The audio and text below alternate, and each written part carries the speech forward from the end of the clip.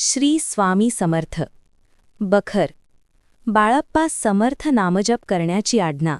एकदा एक म्हातारा ब्राह्मण पार्थिव लिंगाची पूजा करीत असता महाराज त्याला म्हणाले, अरे, अशी मातीची पूजा किती दिवस करणार?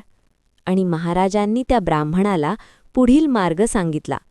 महाराज म्हणाले, पाषाणाच्या मूर्तीची भक्ती करण्यापेक्षा गुरुभक्ती करणे केव्हाही श्रेष्ठ असते. एकदा बाळप्पा सेवेकरी प्रातःकाळी 4 वाजता माळ घेऊन गणपतीचा जप करीत बसला होता. महाराज पलंदावर बसले होते व शिवूबाई सेवेकरी खाली बसली होती. तेव्हा शिवूबाईने विचारले, बाळप्पा काय करीत आहे? तेव्हा महाराज म्हणाले, तो तरट विणत आहे. समर्थांचे उत्तर ऐकून बाळप्पाने विचार केला की तरटाचा उपयोग विशेष होत नाही, म्हणजे स्वामी महाराजांना असे म्हणायचे होते की गणपतीचा जप करून विशेष काही फायदा होणार नाही. तेव्हा गुरुभक्ती करणे, गुरूंचा जप करणे केव्हाही श्रेष्ठ असते. त्यानंतर दुसऱ्या दिवशी बाळप्पा श्री स्वामी समर्थांचा जप करू लागला. तेव्हा शिवूबाईने विचारले, बाळप्पा काय करत आहेस? तेव्हा समर्थांनी उत्तर दिले की अगं, तो कांबडी विणत आहे. तेव्हा बाळप्पाने विचार केला की तरटापेक्षा कांबडीचा उपयोग जास्त आहे, म्हणून आपण आता नेहमी समर्थांच्या नावाचा जप करावा असे समर्थांच्या मनात आहे असे दिसते. तेव्हापासून बाळप्पा समर्थांच्या नावाचा जप करू लागला. समाप्त. श्री स्वामी समर्थ. बखर. मुंगी पैठणची विठाबाईंची गोष्ट. एकदा मुंगी पैठणची विठाबाई नावाची स्त्री अक्कलकोटास श्रींच्या कर्शनास आली होती. आषाढ महिन्यातील एकादशी नजीकच आली होती. तेव्हा विठाबाईंच्याही मनात आले की आता आपण पंढरपूरला जाऊन विठ्ठलाचे दर्शन घ्यावे. तिने आपला उद्देश गणपतराव व बाळप्पा यांना सांगितला.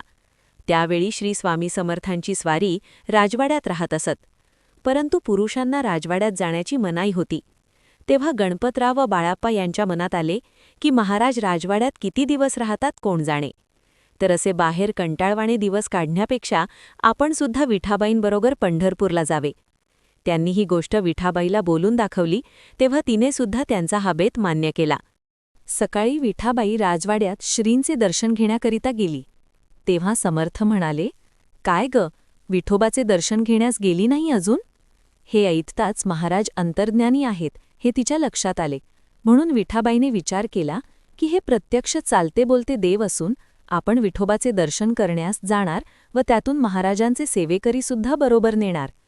तेव्हा विठाबाई महाराजांना म्हणाली, आपण चालते बोलते विठोबा असून मी पंढरीस का जाऊ? असे बोलून विठाबाई बाहेर आली आणि तिने गणपतराव व बाळप्पाला घडलेली सर्व हकीकत सांगितली. त्यामुळे त्या दोघांनी देखील पंढरपूरला जाण्याचा बेत रहित केला. समाप्त. श्री स्वामी समर्थ. बखर. परशुराम सेवेकऱ्याची गोष्ट. एकदा परशुराम सेवेकऱ्याच्या मनात आले की आपण काशीस जावे, म्हणून श्रींची आज्ञा घेण्यासाठी तो श्रींजवळ गेला. तेव्हा श्री म्हणाले, संत चरणाची माती तीच माझी भागीरथी. हे ऐकून परशुराम माने याने काशीस जाण्याचा बेत रद्द केला. एकदा चोळाप्पा आपल्या कुटुंबासह आपली कुलदेवता तुळजापूरच्या देवीला जाण्यास निघाला. त्याने बाळप्पाला देखील आपल्याबरोबर येण्यासाठी आग्रह केला, परंतु बाळप्पा महाराजांचा निस्सीम भक्त असल्याकारणाने तो श्रींच्या आज्ञेविना कोणतीही गोष्ट करीत नसे. बाळप्पा चोळाप्पाला म्हणाला, तू महाराजांची आज्ञा घे, म्हणजे आपण तयार आहोत येण्यास. त्यानंतर बाळप्पाला बरोबर घेऊन चोळाप्पा महाराजांकडे आला व महाराजांकडून तुळजापुरात जाण्याची आज्ञा मागितली. तेव्हा महाराज म्हणाले, डोंगरावर चढून उकिरडे उकरण्यास जा. हे ऐकून श्रींची सेवा सोडून तुळजापुरात जाण्यात काहीच अर्थ नाही असे समजून बाळप्पा गेला नाही. चोळाप्पा मात्र कुटुंबासमवेत तुळजापूरला गेला. श्री स्वामी समर्थ. समाप्त.